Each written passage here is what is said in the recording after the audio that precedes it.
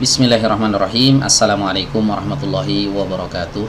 Alhamdulillah wassalatu wassalamu ala Rasulillah nabiyina Muhammadin wa ala alihi wa sahbihi ajma'in, amma ba'du. Baik teman-teman sekalian, insyaallah pada kesempatan kali ini kita akan melanjutkan kembali pembahasan dari kitab At-Tajwidul Musawwar karya Fadilatul Syekh Dr. Aiman Rushdie Suwaid. Dan pada kesempatan kali ini kita akan memasuki pembahasan baru, yaitu pembahasan tentang hukmul iltizami bitajwid. Hukum seseorang beriltizam atau berkomitmen dengan tajwid. Ya, ketika seseorang membaca Al-Qur'an misalnya, ya apakah dia itu harus komitmen dengan yang namanya tajwid? Harus saklek atau ketat dalam urusan tajwid, ataukah boleh seseorang itu bersikap toleran? Ya. Nah, di sini dibahas oleh Syekh Aiman Rushdie Suwaid hafizahullah taala. Beliau berkata, "An-nasu fi hadzal amri baina mutasyaddidin wa mutasahilin." Ya, manusia dalam menyikapi hal ini ada yang saklek, mutasyaddid, ada yang toleran, mutasahil, menggampangkan gitu ya. Wa hatta yakunal kalamu daqiqan fa innana nufaddiqu fihi baina ma yali. Ya, dan agar pembicaraannya menjadi detail, ya, maka kami membedakan dalam urusan ini ya antara hal-hal berikut ini. Ya, jadi dirinci oleh beliau ya.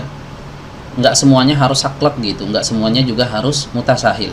Ya, tapi ada perinciannya. Ya, kata beliau di sini, yang pertama adalah makharijul huruf. Ya, dalam urusan makhraj, al-iltizamu biha wajibun. Ya, maka seseorang berkomitmen dalam urusan tajwid itu hukumnya wajib. Ya, dalam urusan makhraj. Jadi urusan makhraj itu harus saklek ya.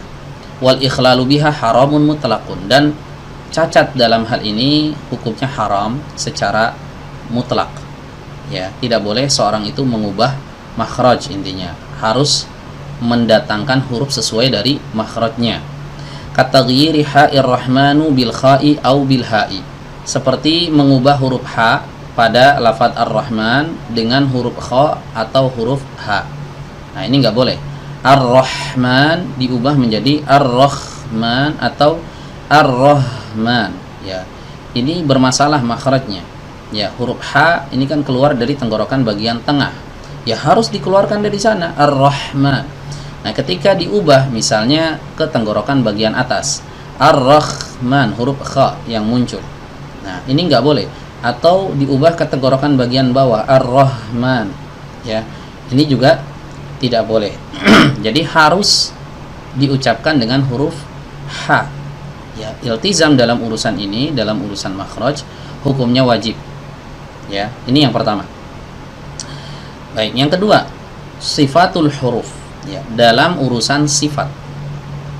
Ya, wa tanqasimu ila qismaini. Kata beliau, dalam urusan sifat ini terbagi menjadi dua macam. Ya, tergantung sifat yang mana. Ya, karena sifat huruf itu ada banyak. Ya, tergantung sifat yang mana.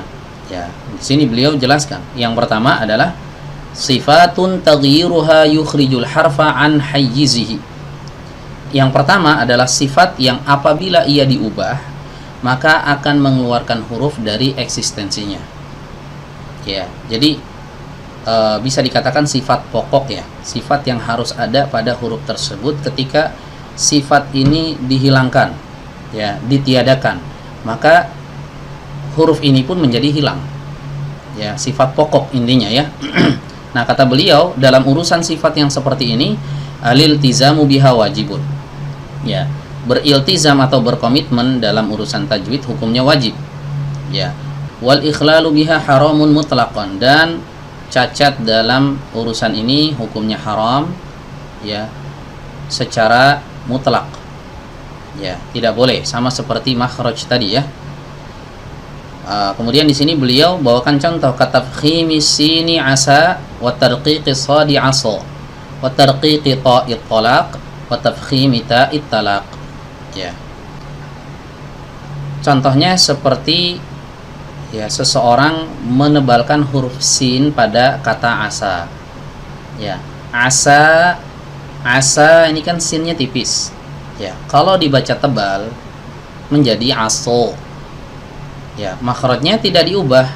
Ya, tapi sifat tipisnya ini dihilangkan, dijadikan tebal, ya, aso, maka berubah, ya, menjadi huruf shad. Huruf sinnya hilang, ya, benar-benar tidak ada sinnya sama sekali, hanya karena tidak mendatangkan sifat tipis pada huruf sin.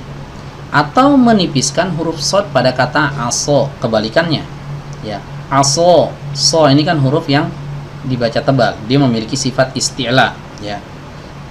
Nanti akan kita pelajari, ya, tentang sifat-sifat huruf ini, ya. Dia harus dibaca tebal, aso.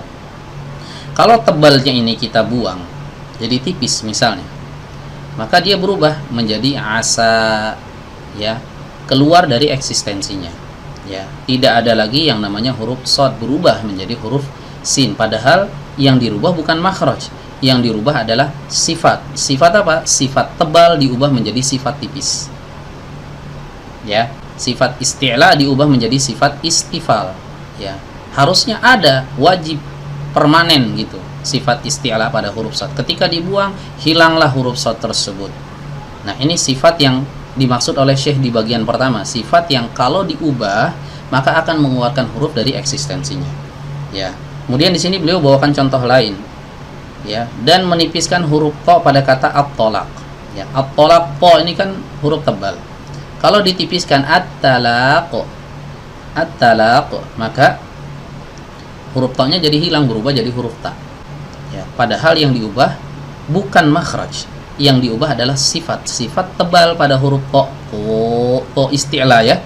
Sifat isti'lanya dihilangkan, maka apa yang terjadi? Huruf to nya pun ikut hilang, berubah jadi huruf ta'at talaqo, ya.